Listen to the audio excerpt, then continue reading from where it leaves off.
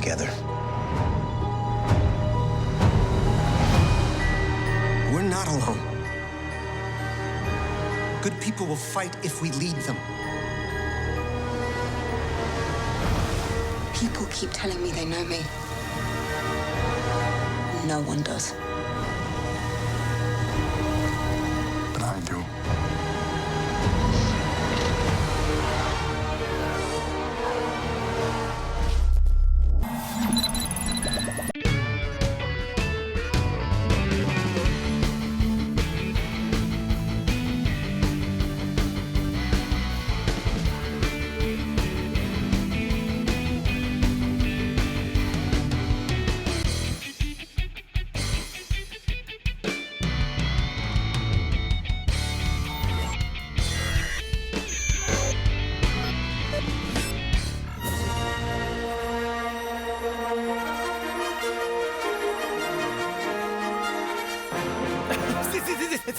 Me dan ganas de entrar, pero con séquito. Claro, sí, con séquito, con todo. Y entrar caminando despacio y con las y medallas con de guardias, episodio 4 colgadas. con guardias atrás.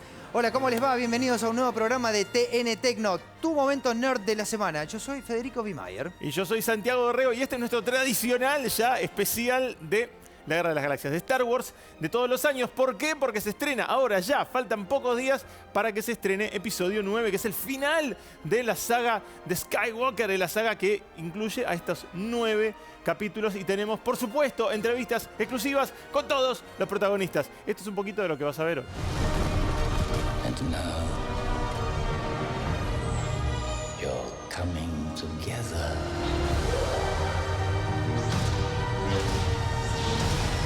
Is your undoing. What are you doing there, 3PO? Taking one last look, sir, at my friends. Bueno, llegó el momento de nuestro Sí, desfile de moda claro que habitual. Gracias, sí. chicos de Very Difficult, que nos hacen las remeras siempre. Quiero que empiece Santiago porque lo mío va a ser estallar Voy la a pantalla. empezar, sí. Yo tengo al morocho este que es el de. Bueno, el que está en el aviso de Lord Spice.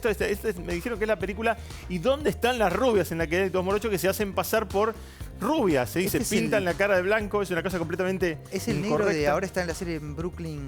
Sí, Bloque 99. Sí, exacto. Es Sí. ese. Y acá está soñando con las chicas. Bueno, y en este perdón porque voy a hacer estallar la pantalla. No pedí la música. Si el musicalizador se da cuenta de lo que tengo, debería buscarla rápidamente. Porque es una de las mejores remeras que nos hizo Very Difficult. Nadie me llama. ¡Ah, gallina! Está recopado, pero mirá qué buena remera. Está muy bueno. Aparte parece Max Headroom como lo pusieron a Marty Sí, McFly. es el perfil de McFly. Bueno, justamente le estoy dando enojado tiempo. porque lo van a Sí, llamar le estoy dando gallina. tiempo al musicalizador a ver si capaz que nos tocó un musicalizador millennial que no la vio ni con No, su padre. por favor. Sí, A ver, está como estoy viendo si le enganchó. Sí, sí. Estamos hablando de Volver al Futuro, por supuesto. Nadie me dice gallina, es Marty McFly. Claro. La frase lo que provoca la tragedia en la vida de los McFly. Te lo encontró. Muy bien, Está bien, la logró, Llegó. está bien. Se tomó su tiempo. No me puso de Power of Flop, pero Pero está muy bien, porque me cansa a mí el tema Power of Flop. Aparte, Power of Flop no es la canción de Back to the Future. No es la canción de Back to the Future, Power of Flop. No es. Estamos con sonidos muy relativos al cine. Por Sí. Volver al Futuro, aunque este es un programa especial de Star Wars y ya vamos a hablar de eso. Antes, en el Dato Tecno de la semana pasada en TN Tecno, en el Dato No, la semana pasada Tecno. no, hace ya un par de semanas. Bueno, pero Sí. hablábamos de la tienda Superbiel. Sí, señor. Ahora, sin embargo, más que comprar, estamos en época de vacaciones, ¿estás pensando en viajar? ¿Tiene que ver con eso? Tiene que ver con eso. Este es el Dato Tecno de la semana. Si ya estás pensando en tus vacaciones en familia, podés visitar la renovada tienda Superbiel. Entrás a tiendasuperbiel.com y desde ahí podés sacar pasajes y hotel. No hace falta que seas cliente del banco, pero si pagás con tarjetas de crédito del Superbiel, tenés 12 cuotas sin interés. Entrá a tiendasuperbiel.com, clique a comprar y disfruta. Bueno, y ahora sí llegó el momento. Cambiame la música, poné la marcha imperial o la que quieras, pues llegó el momento. Yo soy solamente el maestro de ceremonia. El protagonista de esta historia es Santiago Dorrego. No, que los protagonistas viajó- son todos los demás. No, el protagonista es Santiago Dorrego, que viajó y estuvo con Rey, Sí, estuve con Rey. Poe, Estuve con Poe. Estuve con Finn también. Estuve, qué sé yo, Arturito. No, Arturito no. Con tu amigo Ewan McGregor. No estuve con Ewan McGregor. Estuve con J.J. Abrams, con el director. Estuve con Chewbacca. Estuve con Citripio. Estuvo en todas las películas y que no lo conocía. Anthony Allen es ¿Pero qué hay? ¿Un tipo adentro? Por supuesto que hay un tipo Pero adentro de ya Citripio. sé, pero ¿es el mismo tipo en las 9 películas? Por supuesto. ¿En las 9 películas? Por supuesto. Pero no está grande, le duele la Está cadera. muy grande, sí. Se llama Anthony Daniels y era mimo este hombre. Y por eso también tiene esos... Mira. es un genio absoluto. ¿Hablaste de Metrópolis? Si se Estuve con inspiraron en Lando Metrópolis. Calrissian, que es un ¿Está vivo? prócer. Está vivo, está todo Lando. vivo. Y estuvieron vivo, todos Lando. ahí. Tenemos mano a mano las entrevistas que anticipan Rise of the Skywalker, que anticipan episodio 9 de la saga de Star Wars. La saga donde termina todo y tenemos mucha ansiedad. ¿A dónde y fuiste? mucha ¿A Los manija. Ángeles? En Los Ángeles. sí. Decilo, Santi. Sí, estuve en Los Ángeles con toda esta gente. ¿Pero dónde pensaban que había estado? ¿Acá en Barraca? Bueno, estuve en Los Ángeles con toda esta gente. Y estuvimos charlando con ellos mano a mano, anticipando lo que se viene ahora, el final de la saga de Star Wars. Ya, faltan muy poquitos días. No sabemos cómo va a terminar eso y no sabemos qué será el futuro de Star Wars. Pero sí sabemos que los protagonistas estuvieron con nosotros y mira.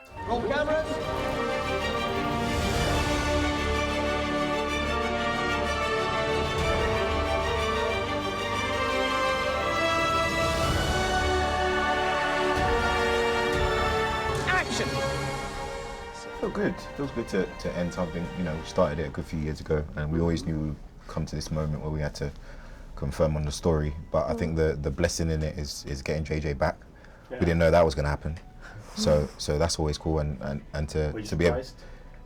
When I heard the news, not surprised and not surprised. Surprised because of he probably wants to go off and do other stuff, and it's probably a favour to us anyway. But not surprised in the sense that because it's the right guy for me.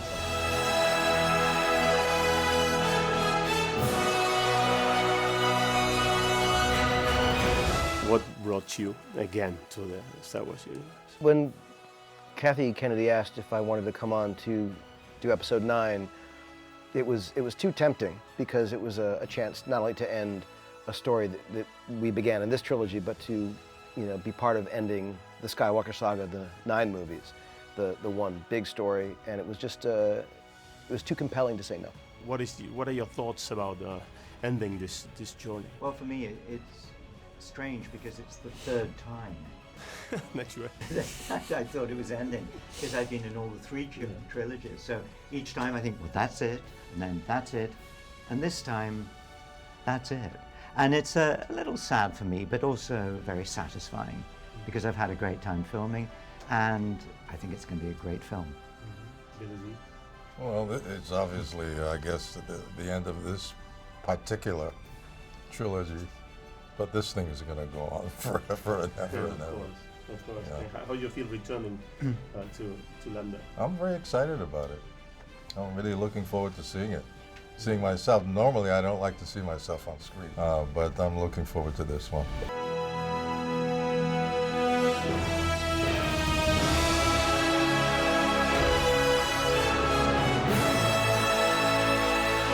¿Cómo ves el desarrollo de Poe a lo largo de estos 5 años? Pues ahora es un líder de la resistencia, no solo es un piloto, pero está en cargo de pues, la batalla.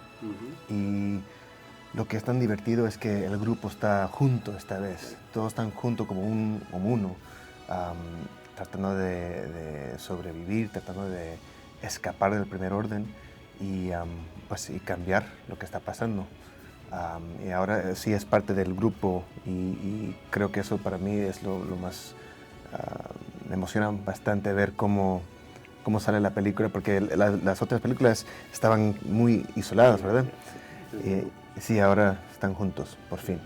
Finn's at a point where we know who he fights for now. He fights for the Resistance. There's no conflict in character in comparison to the 2 previous films where he's kind of just been in and out. Yeah. So we know now he's a warrior for the Resistance. He supports Rey. And you're together again. Yeah, we're all together. So it's just figuring stuff out. In the aftermath of the defeat of The Last Jedi, we took a huge hit. There's not enough numbers, and Finn is left with this responsibility of still being in this fight. But it's nothing that he has to handle himself. Everybody else is there, and we're just going on through. Where is Rey? I mean, in the starting of this movie, it's the starting of this end of the journey. Where's the character? She has progressed massively with training. She is, you know, doing all the right things, but is obviously still struggling with, personally, like interior things and exterior things that are going on. So there's a nice big journey that happens in the film. All the fans in the world want to know how's this lightsaber, this thing that opens like that. I mean, it's what physically? Yeah. Oh, it's like, you know, it's engineered to do that. So there's a little trick to it. I had to master the physical, because obviously it swings and then it has to catch on the thing. So a few times it didn't catch, but then by the end of it, I mean, it felt really cool doing it. So I'm glad it looks cool on screen.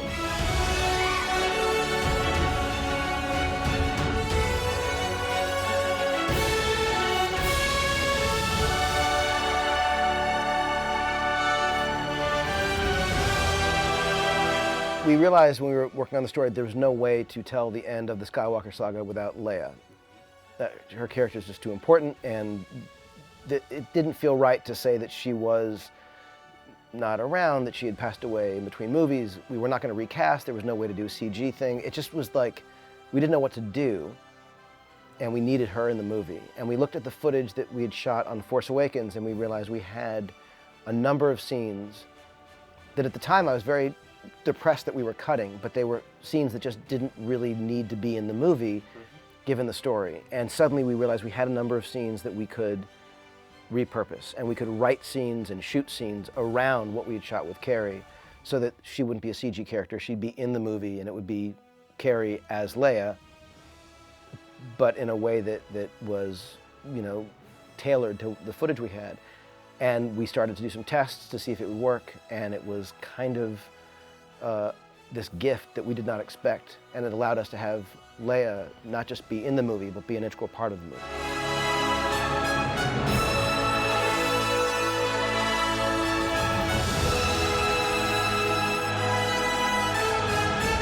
Talk me about that Carrie Fisher epiphany that you told before.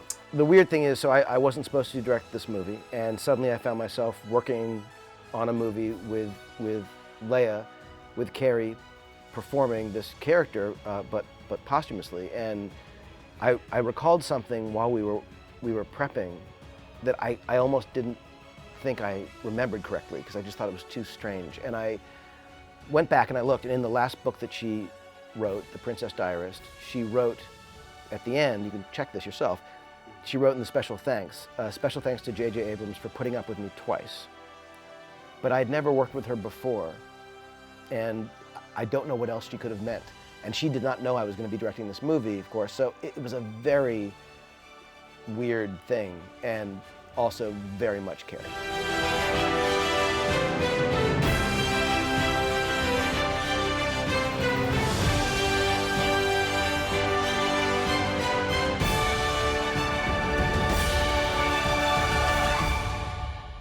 How do you feel with this first movie without Peter Mayhew? Yeah, we lost Peter earlier this year, and it was very heartbreaking. Peter was a mentor, really supportive of me taking over the role, and as I've always done, I sought to make him proud and really do justice in this final episode of the Skywalker saga, and I do hope that I'll be able to do that. All that's come before this, all the characters we've invested in the family of Skywalker, everyone, sort of this narrative coming to an end. It's a little bittersweet. As a fan, growing up watching these films, and then later in life getting the wonderful chance of being part of it, for me it's a really, it's bittersweet for sure.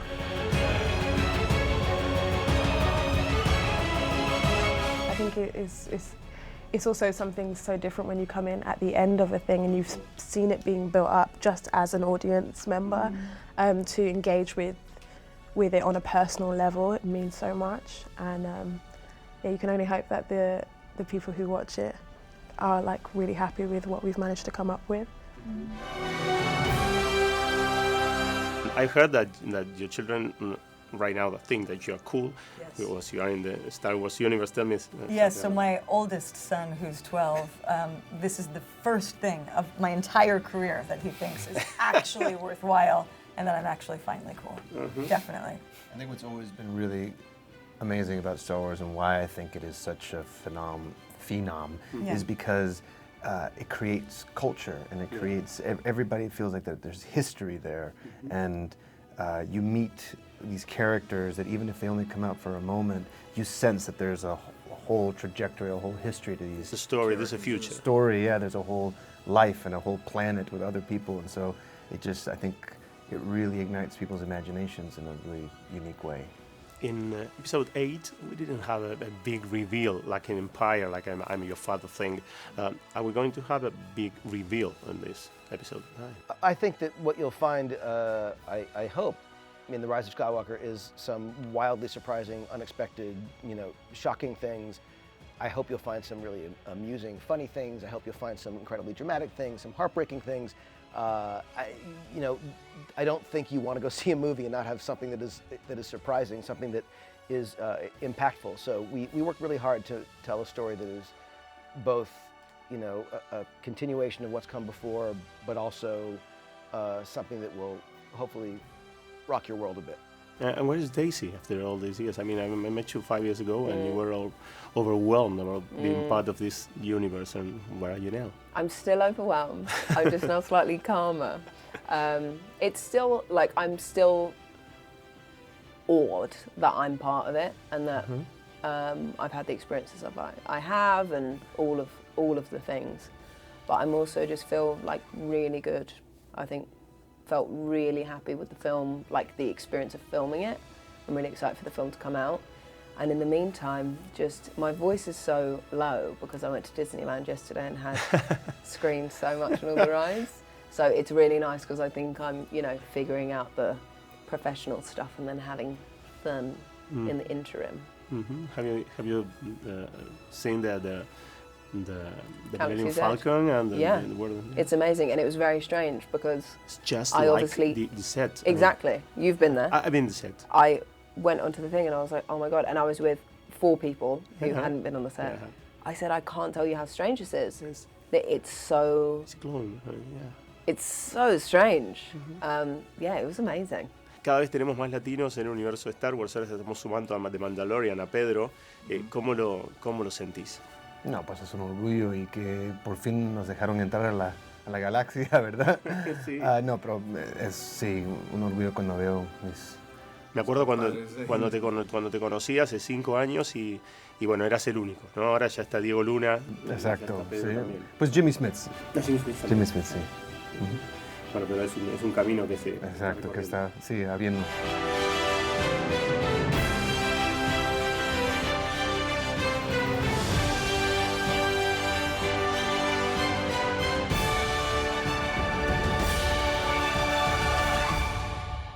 I like to imagine a kid, 7 years old, that start watching this trilogy, and right now she's 12. What do you think that your character gave to that kid? I think she hopefully feels really excited about where Rey's journey is going. And I think in general the audience are going to be totally with Rey, on the journey, regardless of all the ups and downs. I think it's really understandable, and I think it's also very human to see someone, potentially struggling with 2 sides.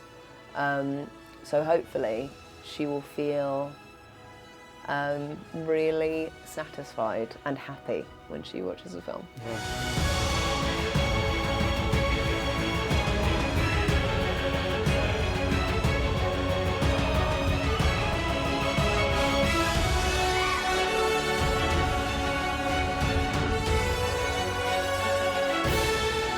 Feel when you see those viral videos with kids dressed as Rey and stopping the stormtroopers? That was really, really sweet. And then Greg, who's in Star Wars, texted me because I think he went to D23 on Friday when we weren't there, and he's talking to someone dressed like Rey. This really sweet video of how excited the girl was because he says to her, "Oh, do you have any notes for Daisy?" And she's like, "No."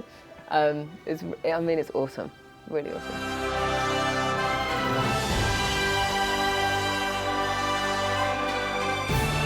C-3PO it was always there, and there will always will be. Do you imagine doing another things with C-3PO? I mean, TV series, expanding the universe of the. Well, Disney have enormous plans for the whole raft of things that can come out of a major movie series like this, and of course most of them are secret.